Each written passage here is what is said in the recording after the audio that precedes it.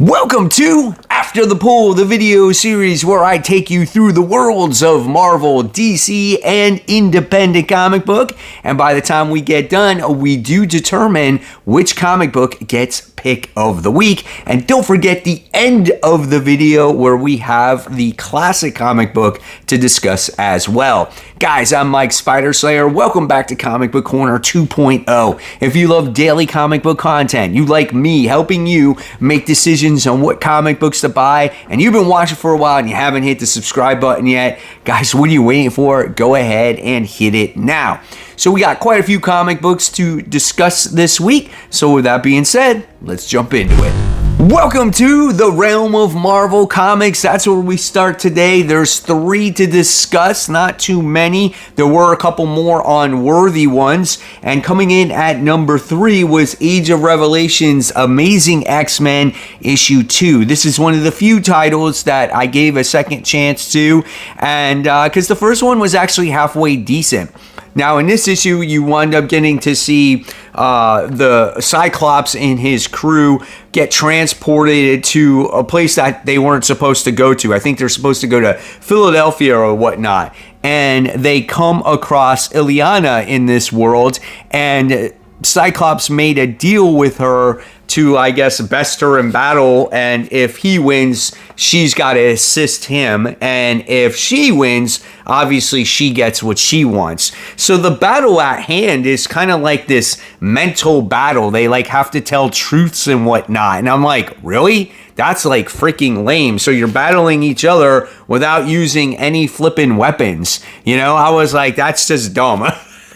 That's my personal opinion. And when it comes to these Age of Revelation books, you're reading these stories because there's an event happening, and these are the stories that are taking place alongside Age of Revelation. And once this is done, since it takes place in the future, it's not going to matter. So it's kind of like, well, what's the point while you're reading it, or why you're reading it? And you come to think like, I don't know if there is a point. Now, if the stories are really good, you might want to continue it, but it's just, they're not that great.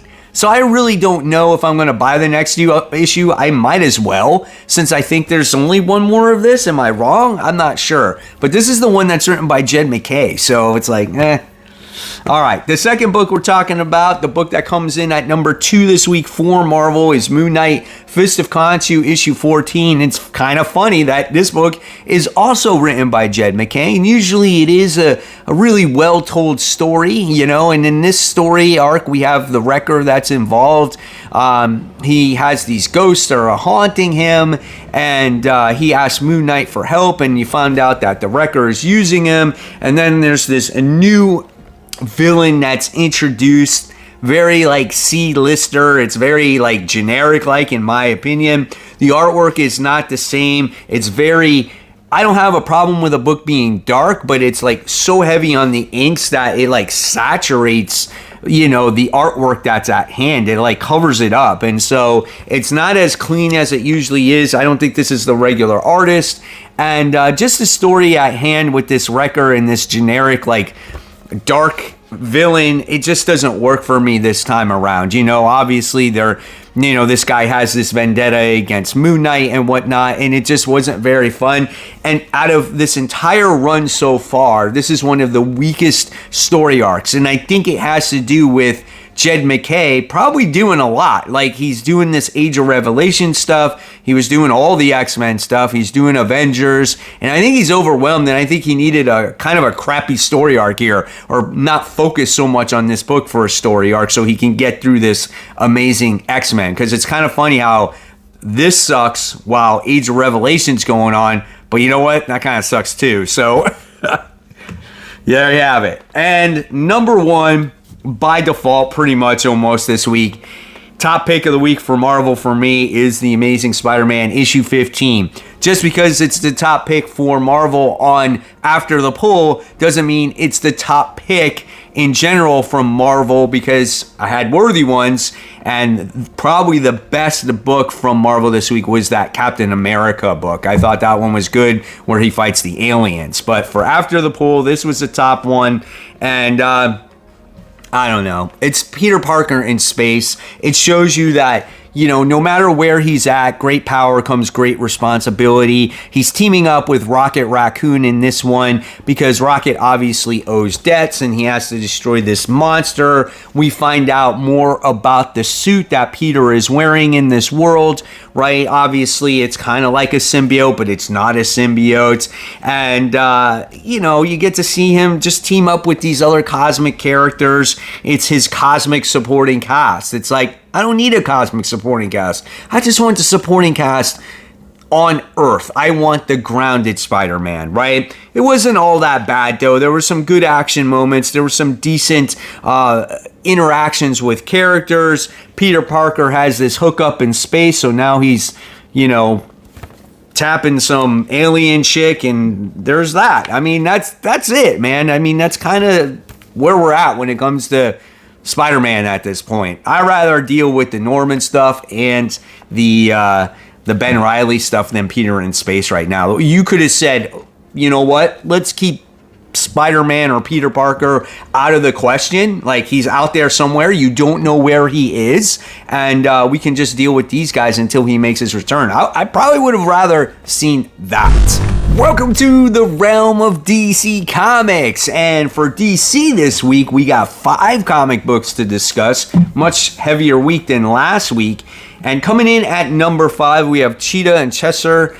This is issue, what are we on 3 on this one? Or is it 4? No, issue 4 when it comes to this title. In this particular issue, we finally get to see the plan in place as we see Cheshire and Cheetah wind up working together to rob the Justice League of their powers. They have like backup powers on the Watchtower that they assembled this team and somehow came up with a way to get to the Watchtower to steal them, right? So in the beginning of this issue, you wind up getting to see them kind of discuss the plan at place. And were they actually going to execute this plan? I'm like, man, they're coming up with all these plans, and I'm sitting there kind of at the edge of my seat going, all right, is it actually going to happen? Are they actually going to go to the Watchtower? And as you read this comic book, it actually happens. They actually start to make their way there. They had all their plans in place, and it actually worked. Now, there's a big plot point here with Cheetah and Wonder Woman. So obviously, Cheetah can't go to the Watchtower because obviously if she comes across Wonder Woman in the Watchtower, there's going to be drama between these two. So she's been ordered to stay home. So does she stay or does she go? You'll have to read it to find out. But this has always been a solid series. It's definitely surprised me. I felt for some reason, though, this wasn't as strong as previous issues. It seemed to take a while to get to where it needed to get to, but finally when it got to it at the end, I was like, okay, cool, looking forward to more here. So definitely recommend something different and fun. It's done by Greg Rucka. All right, coming in at number 4, we have Batman issue 3. Definitely my least favorite issue so far when it comes to this new run on Batman. We get to see a lot of moving pieces in this comic book, right? We get to see... we wind up getting to see, I think Tim is actually in the hospital recovering. We get to see Vandal Savage in here trying to obviously set up Batman and Robin to go after his capture because obviously they're against the police and this and that. You see Bruce again visit Tim, and then Bernard's there and he's like, well, every time you go and you hang out with Tim, he's like, he gets hurt. And I'm like, shut up, bro. I'm like, shut up, And then you get to see a training session with Damian, so it tackles on him, like, going on to his outside world. We get Bullock, and we get Commissioner Gordon, and there's just so much that's going on. You get the Riddler in this book as well, and you do get a new bat suit that you get to see at the same time. So this book tries to accomplish so much in one issue, and I don't really get why, but it was good. It just, I don't know, for some reason, it just didn't hit me like the first and second issues did. I don't know if it had to do with the Riddler.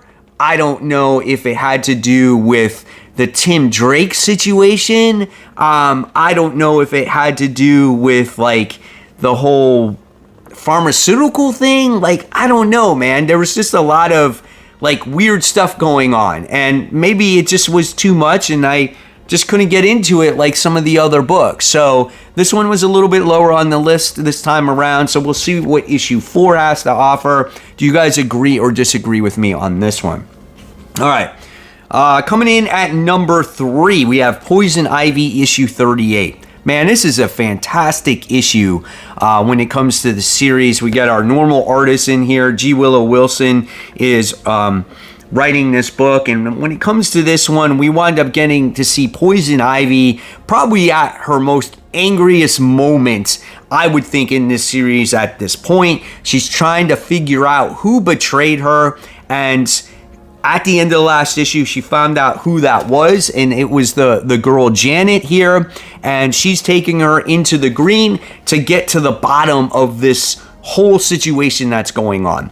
This is a story all about the Parliament of Trees, the green versus the gray, just all kinds of different things like that. So if you're not familiar with that stuff, that might take you a little bit out of that, but I'm telling you, this book is phenomenally written. There is such a good story to be told here. So for whatever reason, if you never read it, I wouldn't recommend jumping on board now.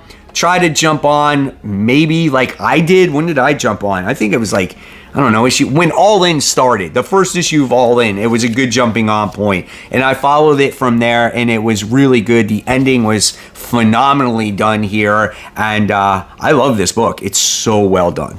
All right, coming in at number 2 is Absolute Superman. This is issue 13. This is your high explosive, crazy, insane comic book with some good character interactions between Jimmy and Lois in here, which I think you've been, waiting for quite a long time, as they have this battle for Smallville, right? We wind up getting to see the battle happen here. They're trying to defend it. We see Superman coming up with these caverns, these caves, or whatnot, and to try to protect all these people. And then there's this one guy that apologizes to Superman and saying, I ratted you out. I reported you to everybody. And seeing the inner thoughts of Superman was insane. He's like, tear his arm off. He's like, melt his skin from his bones. But you can feel that restraint, right? He's like, no, I'm not going to do that. But there is this darkness within him, right, that you don't see from regular everyday Superman, right? So I thought that was kind of cool, but seeing this battle take place was very intense. Just a really solid book, and again, good character moments here between all the characters. So definitely Absolute Superman remains one of the top books for DC.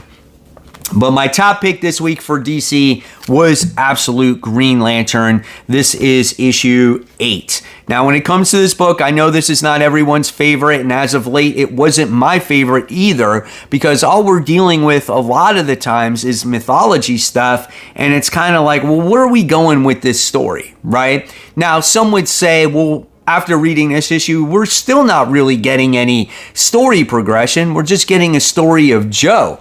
But that's me personally, like that's what I want. I wanted more character growth. And the main character in this book is Joe. And so what happens is you kind of get to see her childhood, right? We get to see her father. We get to see her move to the town that she's in currently, right? And we wind up getting to see her meet her first love, or you would say love interest, possibly in the comic book as well. And then you get to see her meet her ex-wife in here as well, and to get to see that relationship. And you get to find out that Joe was not a good partner, right? I mean, she cheated on her wife, and it was absolutely insane. Artwork is absolutely beautiful in the comic book, and I just love seeing that relationship develop. And I compared this book to the Poison Ivy and Harley Quinn comic on their origin story on how they got together, right? There was no depth. There was no meat on the bone. This had everything. This had how they met, how she proposed, how all that stuff happened, how they broke up. And then you get to the point now where we wind up getting the whole Green Lantern thing from when we first started landed in the town, right? So it comes kind of like full circle now, and this story is gonna move forward from this point out. And I kind of needed that. I needed to see who Joe Mullins was in this world, and it delivered for me. So this was, again, my favorite comic book from the Absolute line and DC this week. Welcome to the realm of the independent comics, guys. We got 5 comics to talk about and a deck of cards. So here we go. I guess you would say coming in at number 6, we have Vanishing Point from Mad Cave. This is issue 6. It's a sci-fi anthology series. And some of these have been good or bad, right? Or I wouldn't even say bad, but not as good as some other issues. And in this particular issue, it's about this strange being that winds up coming from some other land and you don't know where it's at. And it's making its way towards this, some kind of this technology place, right?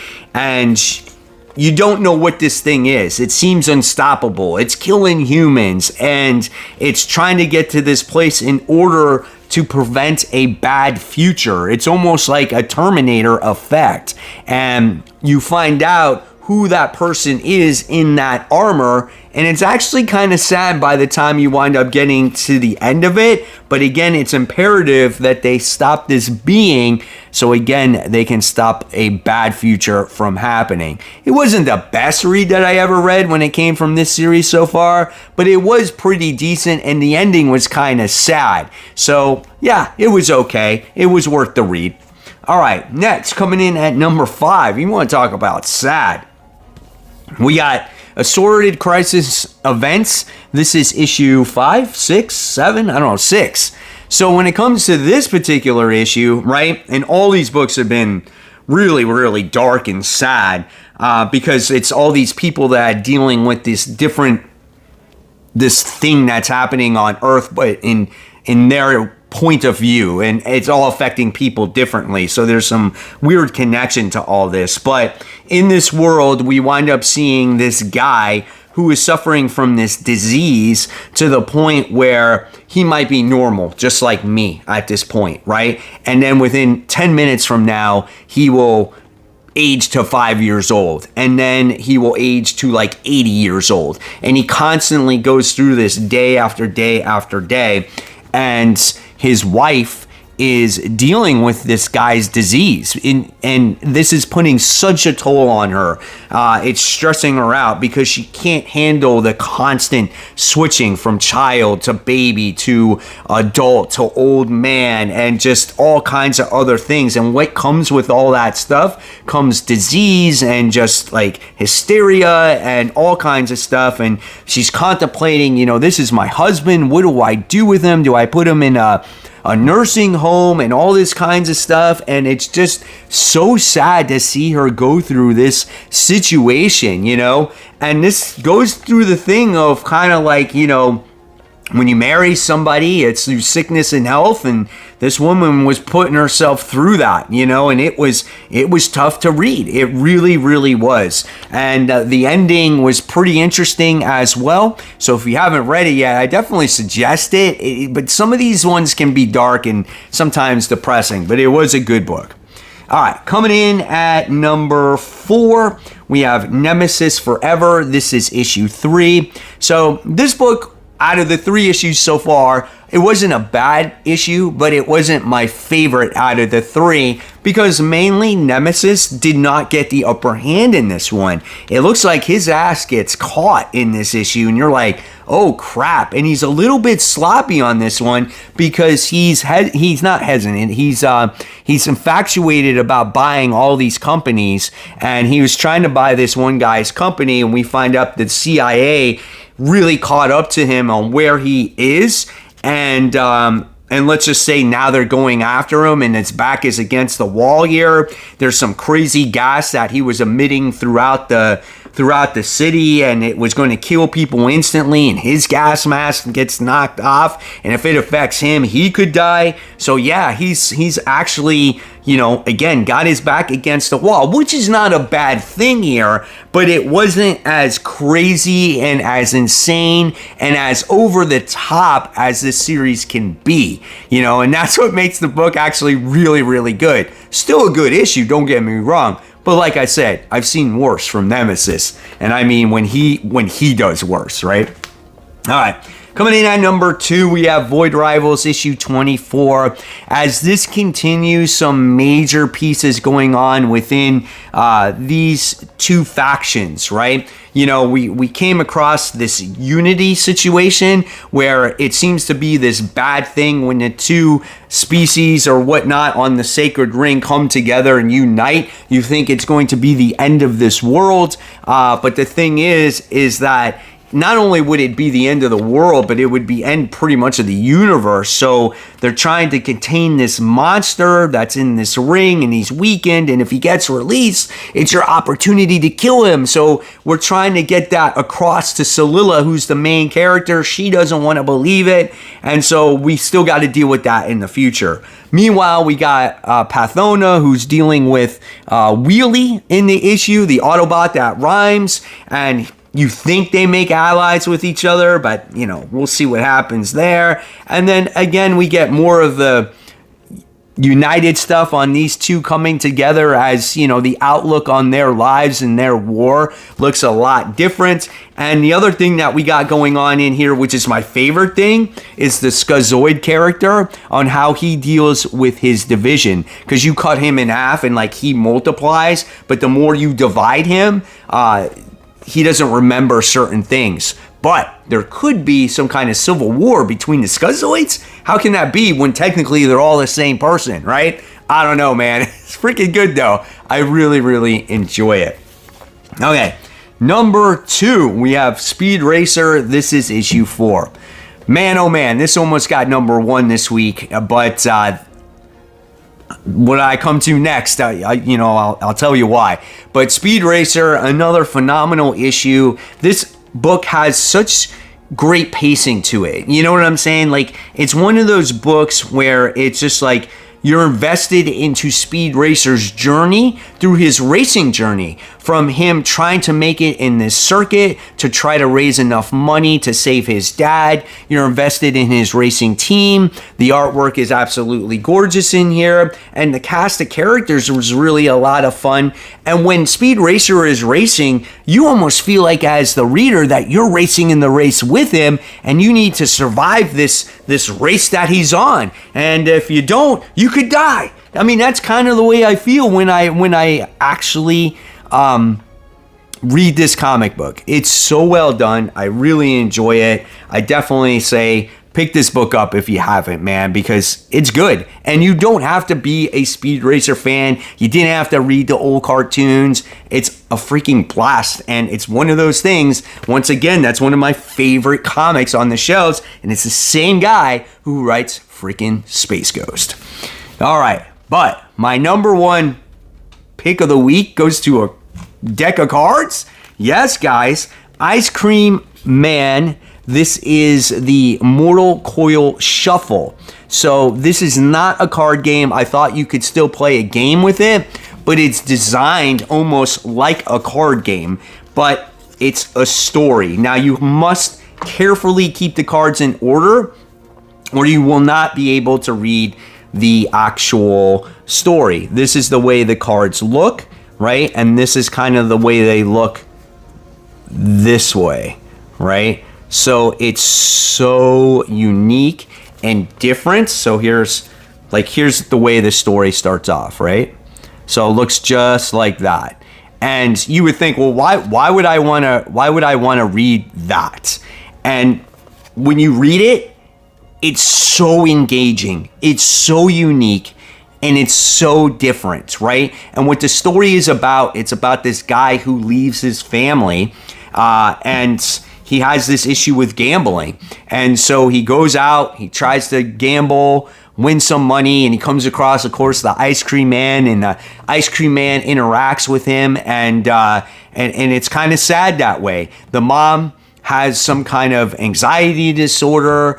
She thinks about numbers all the time, so she's losing her mind. The son gets super sick. You want to talk about a dark and depressing story? It's so sad. But this card story like throws in weird cards like this while you're reading it.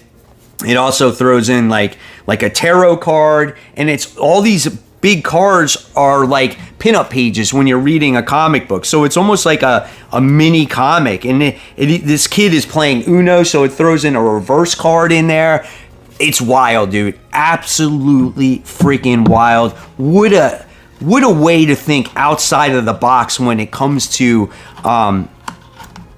writing a comic book story. It's just absolutely amazing. I thought this one might be stupid, not even in the slightest. Absolutely freaking brilliant.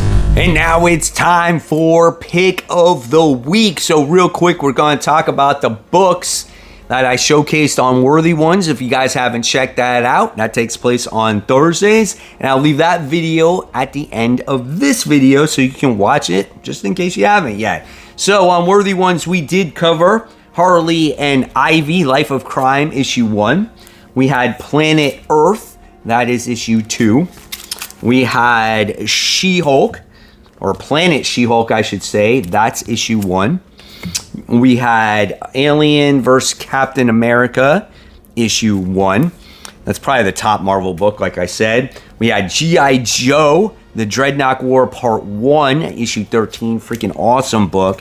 And then we had Night Fight, KO, that's issue 1, which is another freaking awesome book. And then we had Rook Exodus. This was issue 8, which is not a new number 1, but I had a lack of new number 1s to discuss. So, what is my favorite?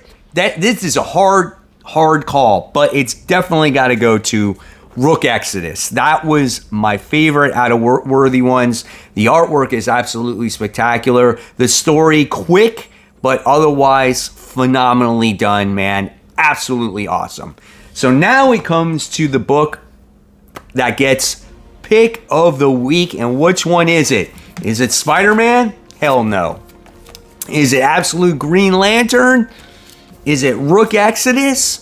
Or is it Ice Cream Man, that Mortal Coil Shuffle? Well, this time around, it's going to go to the Ice Cream Man. Yes, you might be a little bit surprised, but for the sheer uniqueness and thinking out of the box when it comes to comic book storytelling, this takes the cake. And you would think, how can you tell a comic book story in a cards? It does it so wonderfully. Like, it is so unique, so different. You have to read it for yourself. If you can somehow get yourself a deck of this, I would definitely read this. It's an absolute experience in itself. And I'm wondering if other companies will actually like copy this or not. I'm not sure, but very, very cool. So congratulations, Ice Cream Man, deck of cards. Who would have thought? You get comic book Pick of the Week. And now we're in the classic realm as I am continuing my coverage of Nightfall. Guys, this was released on March 30th, 1993. This is Batman issue 493. It's 32 pages for a $1.25 back in the day. It's written by Doug Monich, and the art is done by Norm Breyfogle. I don't know if I say that right, but here's the way the cover looks right here. So the cover looks really well done, and I just love, the artwork inside is so badass as well. I love like the facial expressions on Batman here, and Batman is really suffering. And what this issue reminds me of, as this is like a slasher movie, as we have like the serial killer, how do you say his name? Zaz? Where he takes his victims, and every time he kills somebody, he marks them on his body. I mean, look at all the scars he has. This guy has killed like thousands of people. And what happens is he winds up going into the Bates School of Women, and he is trying to slash all these women up, and we wind up seeing Batman go into action and, of course, try to save the day. Now, once again, in this particular issue, we wind up getting to see all kinds of stuff that's going on in here when it comes to the GCPD and whatnot, and just the sickness here with Zaz as well. We get to see Renee Montoya in here. Just a lot of cool things. And again, we continue to get to see this gauntlet of villains really start to take a toll on Batman. This issue was absolutely a blast. So much fun. And so far, out of the Nightfall issues that I have read, this one was my favorite one so far. So stay tuned next week as I will cover part 4. And there you have it, webheads. There is this week's episode of After the Poll. I want to know, what were your favorite comic books this week? What was your pick of the week? Do you like Batman Nightfall? And of course, I'll leave you more content for you to click on. In fact, there is worthy ones like I promised. And as always, guys, support the local comic shops. Keep buying, keep collecting, but always read your comics so we have great comic conversation just like we did today. Thanks for watching, guys. I'll see you real soon. Bye.